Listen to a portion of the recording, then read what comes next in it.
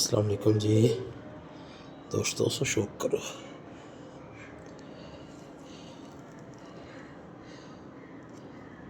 कैसा है कमेंट्स च दसना जरूर जी। पट्ठी उड्डी हुई सी, ਵੱਡੇ ਪਰਾਂ 'ਚ ਆ ਗਈ ਹੈ ਤੇ ਮੈਂ ਕਿਹਾ ਯਾਰ ਚਲੋ ਇਹਨੂੰ ਨਾ ਕਿਸੇ ਪਾਸੇ ਲਾਈਏ। ਇਹਦੇ ਨਾਲ ਜਿਹੜਾ ਕਬੂਤਰ ਲਾਇਆ ਉਹ ਵੀ ਤੁਹਾਨੂੰ ਮੈਂ ਦੱਸਣਾ। ਇਹਦੀ ਕੰਨੀਆਂ ਕਾਲੀਆਂ ਜੇ, ਠੀਕ ਹੈ ਨਾ, ਧਾਗਾ ਸਾਫ਼ ਹੋ ਗਈ ਹੈ। ਇੱਧਰੋਂ ਨਹੀਂ ਯਾਰ ਹਲੇ ਤੇ 7 ਪਰ ਦੀ ਹੋਈ ਹੈ। ਮੈਂ ਕਿਹਾ ਤੁਹਾਨੂੰ ਤਾਂ ਇਹਦਾ ਨਰ ਵੀ ਵਿਖਾਉਂਦੇ ਹਾਂ, ਠੀਕ ਹੈ।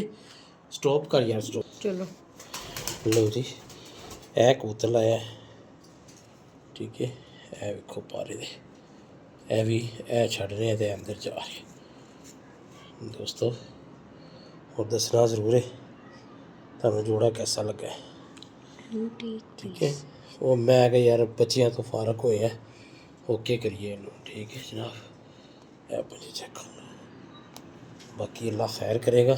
जिस तरह मैं कहा सी आने वाले वक्तां 'च बड़े अच्छे जोड़े होणगे अपने को। ओके कर यार।